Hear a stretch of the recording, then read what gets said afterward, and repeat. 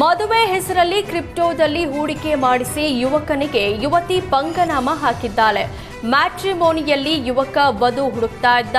ಈ ವೇಳೆ ಸಿರಿಷಾ ಎಂಬಾಕೆಯ ಪರಿಚಯ ಆಗಿದೆ. ಬಳಿಕ ಮದುವೆ ಆಗೋಣ ಅಂತ ಯುವಕನಿಗೆ ಹೇಳಿ ಕ್ರಿಪ್ಟೋದಲ್ಲಿ ಹೂಡಿಕೆ ಮಾಡೋಣ ಅಂದಿದ್ಲು. ಕ್ರಿಪ್ಟೋ ಅಪ್ಲಿಕೇಶನ್ನ ವೆಬ್ಸೈಟ್ ಲಿಂಕ್ ಹಾಗೂ ಬ್ಯಾಂಕ್ ಖಾತೆ ನೀಡಿ ಹಣ ಹೂಡಿಕೆ ಮಾಡಿಸಿದ್ದಾಳೆ. ಕೆಲ ದಿನಗಳ ಕಾಲ ಲಾಭದ ಆಮಿಷ ತೋರಿಸಿದ್ಲು.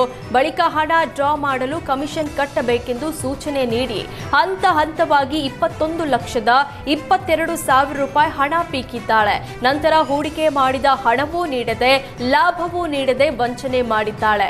ಮೋಸ ಹೋದ ವಿಚಾರ ತಿಳಿದು ಟಿ ದಾಸರಹಳ್ಳಿ ಮೂಲದ ಯುವಕ ಪೊಲೀಸ್ ಠಾಣೆಗೆ ದೂರು ಕೊಟ್ಟಿದ್ದಾನೆ. ಎಫ್ಐಆರ್ ದಾಖಲಿಸಿ ಸನ್ ಪೊಲೀಸರು ತನಿಖೆ ಕೈಗೊಂಡಿದ್ದಾರೆ. ಬೆಂಗಳೂರಿನ ಪ್ರತಿಷ್ಠಿತ ಸಾಮ್ರಾಟ್ ಹೋಟೆಲ್ ಸಿಬ್ಬಂದಿ ಮೇಲೆ ಚಿನ್ನ ಕದ್ದ ಆರೋಪ ಹೊರಿಸಲಾಗಿದೆ. ಬಾಲ್ಪ್ರೀತ್ ಕೌರ್ ಎಂಬ ಯುವತಿ ಶೇಷಾದ್ರಿಪುರಂನಲ್ಲಿರುವ ಸಾಮ್ರಾಟ್ ಹೋಟೆಲ್ನಲ್ಲಿ ಉಳಿಯಲು ಬಂದಿದ್ಲು. ಇದೀಗ ಯುವತಿಯ 5 ಗ್ರಾಂ ಸರ ನಾಪತ್ತೆಯಾಗಿದ್ದು, ರೂಮಿನಲ್ಲಿ ಇಲ್ಲದ ಸಮಯದಲ್ಲಿ ಚಿನ್ನದ ಸರ ಕದ್ದಿದ್ದಾರೆ ಅಂತ ಆರೋಪಿಸಲಾಗಿದೆ.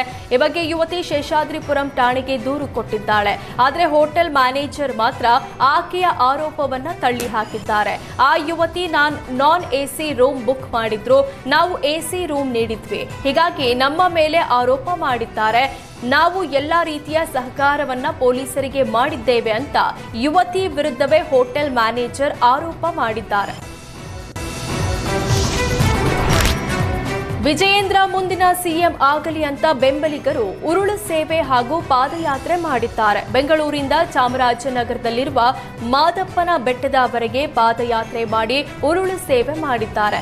ವಿಜಯೇಂದ್ರ ನೇತೃತ್ವದಲ್ಲಿ ಬಿಜೆಪಿ ಹೆಚ್ಚು ಸ್ಥಾನ ಗೆದ್ದು ಅಧಿಕಾರಕ್ಕೆ ಬರಲಿ, ರಾಜ್ಯದ ಚುಕ್ಕಾಣಿಯನ್ನ ವಿಜಯೇಂದ್ರ ನಡೆಸಲಿ ಅಂತ ಪಾದಯಾತ್ರೆ ಮಾಡಿದ್ದಾರೆ. ಸುಮಾರು 200ಕ್ಕಿಂತಲೂ ಹೆಚ್ಚು ಬೆಂಬಲಿಗರು ಪಾದಯಾತ್ರೆಯಲ್ಲಿ ಭಾಗಿಯಾಗಿದ್ದರು.